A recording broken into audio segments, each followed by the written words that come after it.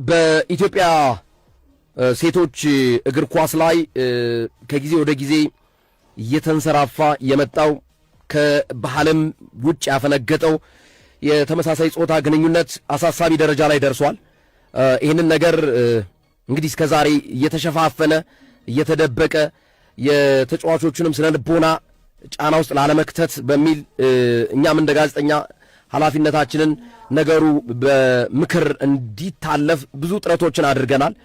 ሌሎችም ትላልቅ ሰዎች ጭምር የተከበሩ ሰዎች ጭምር በዚህ በተመሳሳይ ጾታ ግንኙነት በኢትዮጵያ ሴቶች እግር ኳስ ተጫዋቾች ላይ በከፍተኛ ሁኔታ የተንሰራፋውን በምክር ለማሳለፍ ነገሩን ውስጥ ለውስጥ እንዲስተካከል ለማድረግ ተሞክሮ ነበር። ግን ከጊዜ ወደ ጊዜ እየባሰበት ይባስ ብሎ በሴቶች እግር ኳስ ላይ ተጽዕኖ እንዲፈጠርና ብቃታቸው ተጫዋቾቹ ከጊዜ ወደ ጊዜ እንዲወርድ ዛሬ በብቃት የታዩ ተጫዋቾች እንዲጠፉ እየሆነና ከባህል ያፈነገጠው ሂደት እጅግ አሳሳቢ ደረጃ ላይ ደርሷልና እዛው ተጫዋች የሆኑ ሰዎች ወይም እግር ኳስ ተጫዋቾች ጭምር ይፋ ያደረጉ ቅድም ሶፊ እንዳለው መረጃዎችን ለኛም ለሌሎችም አካላቶች ሲያደርሱ ቆይተዋል። ከዛም ባለፈ በግል ተነሳሽነታቸው ከፍተኛ ጥረት በማድረግ ይሄ ነገር መስተካከል አለበት፣ መታረም አለበት በማለት ጥረት ያደረጉ በጣም ለእግር ኳሱ ቅርበት ያላቸው ወጣቶች አሉ።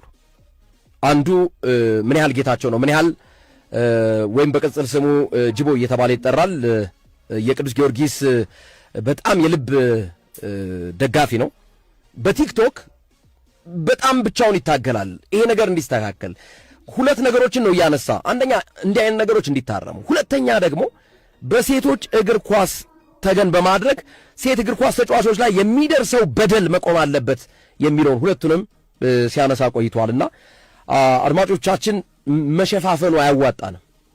ስለዚህ ይሄ ነገር የማይደፈር የሚመስለውን ነገር የግድ መስተካከል አለበት። ከባህል ያፈነገጠ ጉዳይ ነው። የሴቶች እግር ኳስ አሳሳቢ ደረጃ ላይ ደርሷል እና ትንሽ ነገር ስለዚህ ማለት አለብን። እኛም እንደ ኢትዮጵያዊ ይሄንን ነገር ማንሳት አለብን ብለን ወደ ፕሮግራማችን ያመጣ ነው። ችግሩ ይቀርፋል ብለን አመታቶችን ብንጠብቅም እየባሰበት በመሄዱ እኛ ጋር የሚደርሱ መረጃዎች የሚሰቀጥጡ መረጃዎች ናቸው፣ በጣም የሚያሳፍሩ እና የተመሳሳይ ጾታ ግንኙነት በሴቶች እግር ኳስ ላይ በከፍተኛ ሁኔታ ላይ ተንሰራፋው። በከፍተኛ መደባበቅ አያስፈልግም። ይሄ በሃይማኖትም በሀገራችን ሕግም የተወገዘ የተከለከለ ነገር ላይ ነው እየተፈጠረ ያለው። በዛ ላይ ገና ጀማሪ እግር ኳስ ተጫዋቾች ጭምርን ወደዚህ አይነት ነገር ነባሮቹ እየሳቡ እየከተቷቸው ነው። ትውልድ እየተበላሸ ነው።